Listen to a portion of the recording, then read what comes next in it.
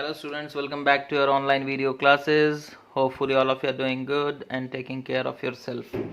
तो बच्चों, हम लोगों ने लास्ट क्लास में डिस्कशन किया था फिज़िक्स चैप्टर हीट एनर्जी के बारे में, है ना, जिसमें हम लोगों ने ग्लोबल वार्मिंग के बारे में पढ़ा था। आज हम लोग जो फ्यूचर प्रेडिक्शंस हैं, है ना, उसके बारे में पढ़ेंगे। ठीक है, फ्यूचर प्रेडिक्शंस और क्या क्या कॉन्सिक्वेंसेस हो सकते हैं ग्लोबल वार्मिंग के, है ना। तो कॉन्सिक्वेंसेस ऑफ ग्लोबल वार्मिंग बोल लो या फिर फ्यूचर प्रेडिक्शंस के बारे में बोल लो। ठीक है, तो क्या है फ्यूचर के प्रेडिक्शंस? टेम्परेचर तो बढ़ता जा रहा है ना, टेम्परेचर दिन ब दिन बढ़ता जा रहा है ड्यू टू ग्लोबल वार्मिंग। तो फ्यूचर प्रेडिक्शंस क्या हैं?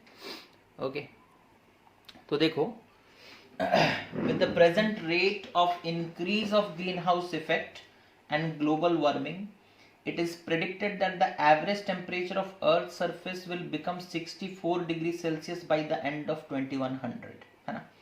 तो वो बोल रहे हैं जिस रेट में ग्लोबल वार्मिंग हो रहा है ना, present rate of global warming को अगर हम लोग ध्यान में रखते हैं, ठीक है, present rate of global warming के हिसाब से, है ना, that is as per the present rate of global warming, by the end of 2100, by the end of year 2100, the average temperature of Earth's surface will be how much? Na 64 degrees Celsius, है ना। Although it is not possible to make very accurate predictions on the impact for the future, but still looking at the changes in some natural phenomena which we are facing now, following predictions can be made. तो हम लोग पूरा accurately तो नहीं बता सकते कि हाँ किस तरीके से इम्पैक्ट पड़ेगा, है ना, हमारे फ्यूचर में इस ग्लोबल वार्मिंग का, बट हाँ जो हम लोग देख रहे हैं डे टू डे लाइफ में, जो ऐसा चेंजेस हम लोग देखते हुए आ रहे हैं, उसके हिसाब से कुछ प्रेडिक्शंस किए गए हैं। और वो प्रेडिक्शंस क्या है बच्चों ना? सबसे पहला देखो प्रेडिक्शन क्या है, that is warming of, that is dislocation and disappearance of plant and animal species. ठीक है, dislocation and disappearance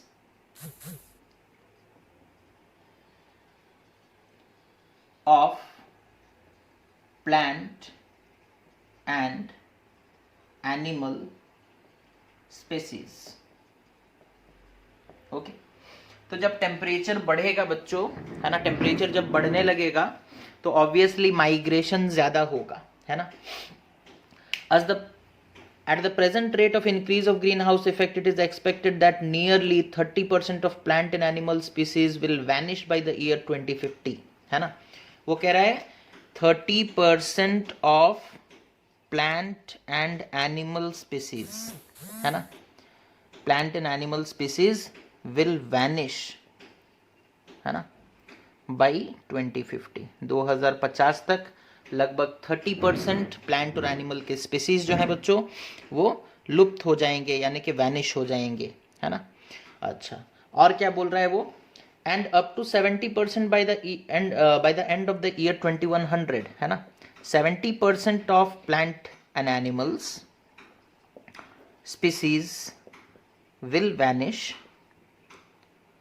by 2100, by the end of 2100. Okay, the animals from the equatorial region will shift to the higher latitude in search of ice and cold region.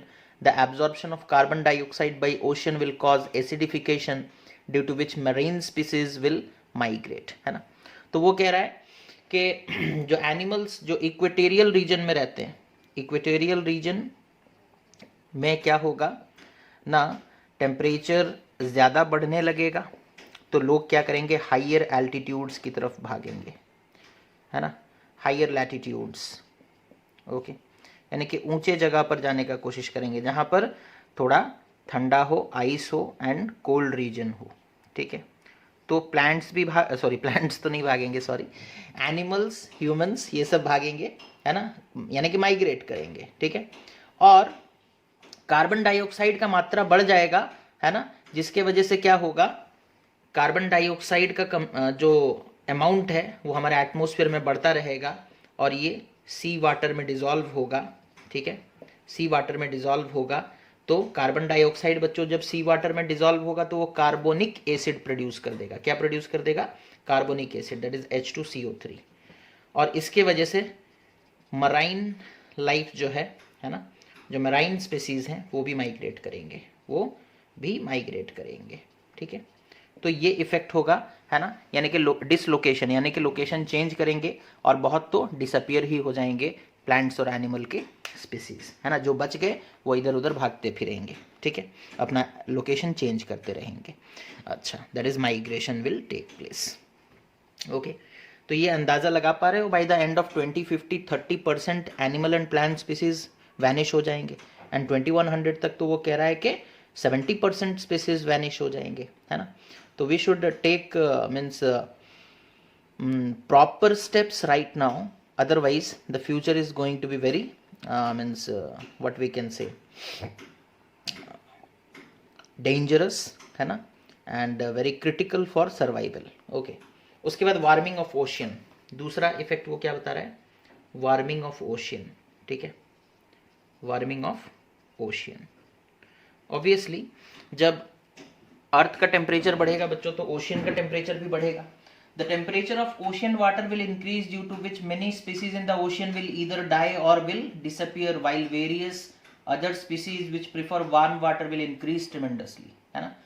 Warming of ocean के वजह से क्या हो जाएगा, many species will die or migrate, okay, those species which prefer warm water,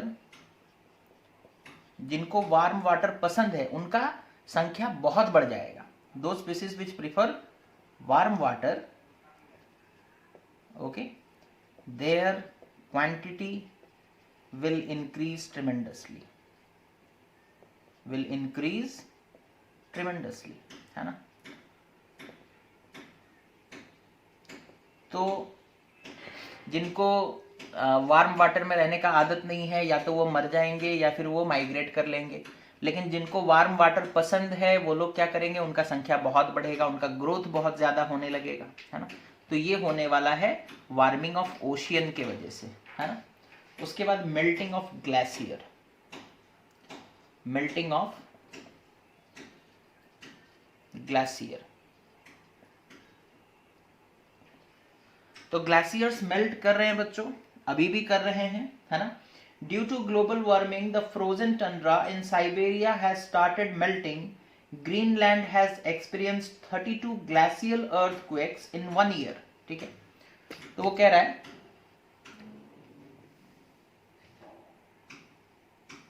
वो क्या कह रहा है कि मेल्टिंग ऑफ ग्लेशियर तो होगा टेम्परेचर बढ़ने से, है ना, और जिसके वजह से क्या होगा ना, ग्लेशियल अर्थक्वेक्स, है ना, ग्लेशियल अर्थक्वेक्स आएंगे, ठीक है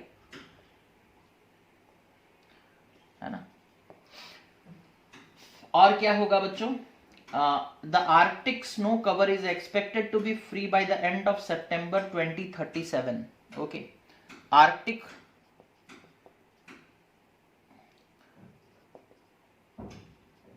जो आर्कटिक स्नो कवर है, ठीक है, वो पूरा का पूरा मेल्ट कर जाएगा, है ना, कंप्लीटली मेल्ट कर जाएगा बाय 2037, ये भी होने वाला है। और क्या होने वाला है, the global average sea level has risen at a rate of 3.1 millimetre per year, this rate of rise is expected to increase in future. वो कह रहा है कि ग्लेशियर्स मेल्ट होकर के सी में जाते हैं पानी बनकर, और जिसके वजह से ग्लोबल सी लेवल, है ना, ये मेल्ट होगा तो कहाँ जाएगा, पानी समंदर में ही जाएगा।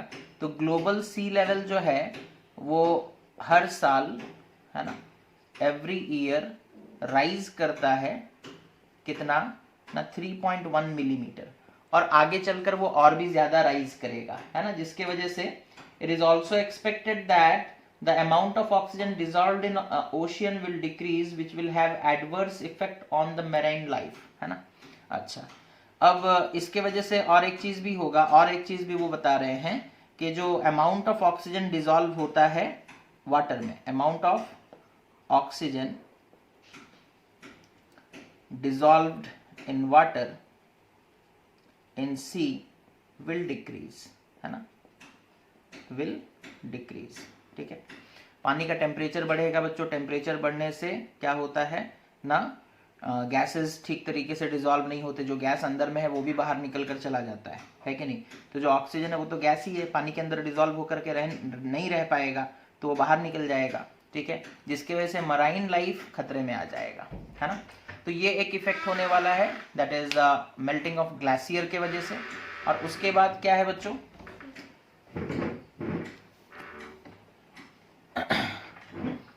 उसके बाद क्या है देखो, that is shifting in farming region, shifting in farming region, ठीक है। ऑब्वियसली जब टेम्परेचर कंडीशंस वगैरह सब चेंज होंगे तो लोग माइग्रेट करेंगे, है ना। जैसे सपोज कर लो एक जगह पर बहुत ज़्यादा गर्मी पड़ने लगा, तो वहाँ पर तो पूरा एकदम फेमाइन कंडीशन हो जाएगा, है ना, फेमिनाइन कंडीशन हो जाएगा, दैट इज़ तुम्हारा क्या बोलते हैं, सूखा पड़ जाएगा, है ना। और जिसके वजह से वहाँ पर और एग्रीकल्चरल एक्टिविटी कैरी आउट कर पाना पॉसिबल नहीं होगा। तो लोग वहाँ से हटेंगे और सुटेबल रीजन्स ढूंढेंगे जहाँ पर वो लोग क्या कर सकते हैं ना, एग्रीकल्चर कर सकते हैं, ठीक है, फार्मिंग कर सकते हैं। In the near future warming of nearly 3 degree Celsius will result in poor yield in farms in low latitude regions and will increase in the rise of malnutrition, है ना। तो वो कह रहा है लो लैटिट्यूड रीजन्स में, लो लैटिट्यूड रीजन्स में,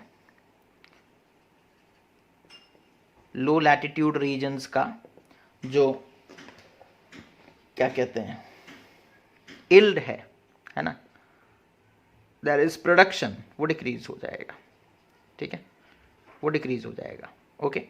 और जिसके वजह से लोग कहाँ भागेंगे, हायर लैटिट्यूड रीजन की वजह से, ओके। उसके बाद वो क्या कह रहा है, the crop yield is expected to increase in middle and high latitude regions, therefore farmers will have to shift their farming region from low latitude to high latitude, है ना।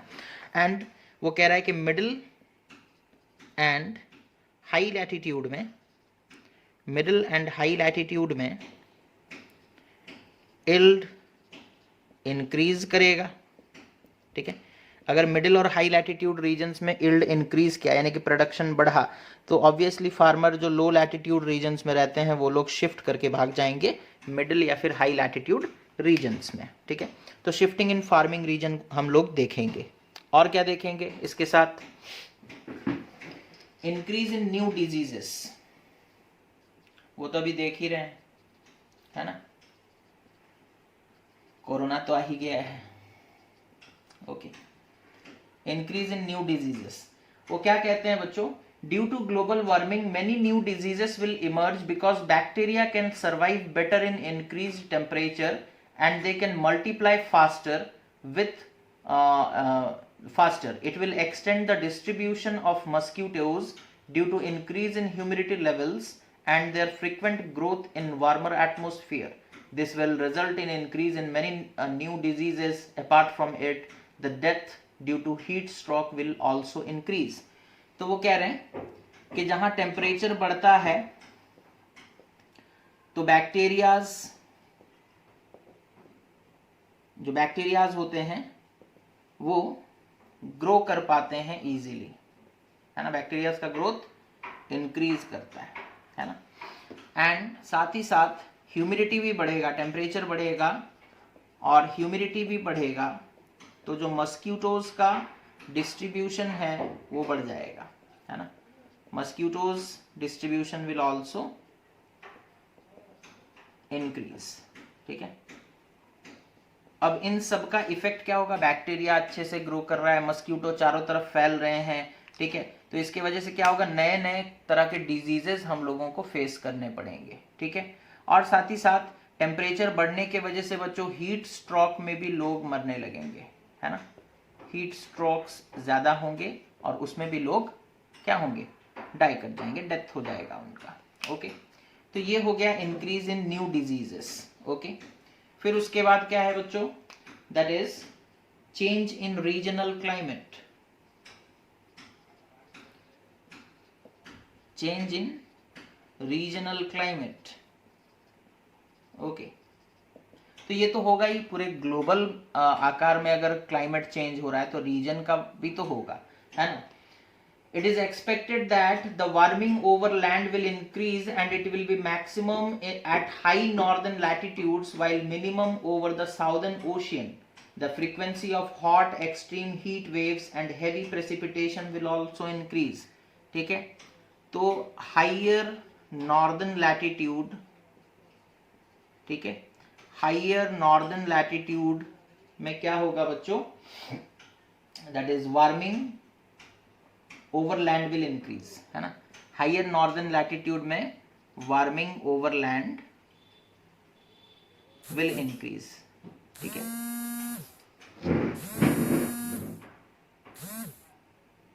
Okay, warming over land will increase, ठीक है, मतलब वहां पर जमीन जो है वो काफी गर्म होने लगेगा एंड साउदर्न ओशियन रीजन में कम होगा, ठीक है।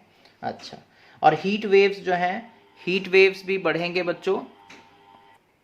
ओके, तो हीट वेव्स भी बढ़ेंगे, आई होप दिखाई दे रहा हो, लाइट एक्चुअली प्रॉब्लम है थोड़ा, तो हीट वेव्स भी बढ़ेंगे, है ना, और उसके वजह से भी क्या होगा, डेथ बढ़ेगा। उसके बाद variable changes in the climate, है ना, क्लाइमेट बहुत ही क्या हो जाएगा, अनप्रेडिक्टेबल हो जाएगा, कब कैसा क्लाइमेट चेंजेस होगा कुछ हम लोग सही तरीके से बता नहीं पाएंगे। तो 7th पॉइंट क्या है, वेरिएबल चेंजेस इन क्लाइमेट, ठीक है, variable changes in climate. Okay, तो जैसे बच्चों यहाँ पर वो क्या लिखता है, the variable changes in the climate will result in increase in number of people suffering from death, diseases and injuries from flood, storms and droughts, ठीक है।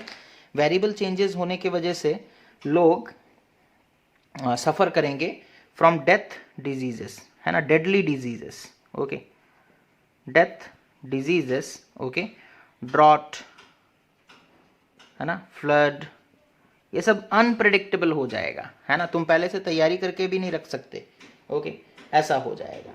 उसके बाद increase in cost of air conditioning, okay, increase in cost of air conditioning, ठीक है। अब अगर temperature बढ़ेगा बच्चों, एयर कंडीशनर्स का डिमांड भी बढ़ेगा, है ना, और जिस चीज़ का डिमांड बढ़ता है उसका प्राइस भी बढ़ जाता है ना, उसका प्राइस भी बढ़ जाता है, ओके। उसी तरीके से चेंज इन सी लेवल, और क्या होगा, that is change in sea level, okay, जितने ग्लेशियर्स हैं, है ना, जहाँ जहाँ पर क्या बोल सकते हो, आइस जो है वो लॉक होकर के है, वो सब मेल्ट होकर के आ जाएगा कहाँ, समंदर में, तो ऑब्वियसली सी लेवल जो है वो इंक्रीज कर जाएगा। Due to melting of ice the area of sea ice around both the poles is shrinking. It is expected that in the next 50 years the ice of both the poles will melt completely and therefore the sea level will rise. Buildings and roads in the coastal areas will get flooded and they could suffer damages from hurricanes and tropical storms, ठीक है। तो हमारे यहाँ पर जो generally flood आता है बच्चों वो नदी के वजह से आता है, that is due to increase in level of water in the river, है ना। रिवर में पानी बढ़ जाता है तो हम लोग संभाल नहीं पाते। आप जरा सोचो, समंदर में अगर पानी बढ़ गया और वो हमारे शहर में आ गया, कोस्टल रीजन्स में, तो उसे क्या हम लोग कंट्रोल कर पाएंगे? बिल्कुल नहीं, ठीक है। तो ये हो गया बच्चों फ्यूचर प्रेडिक्शंस, है ना, these are the future predictions, okay. अब इसके बाद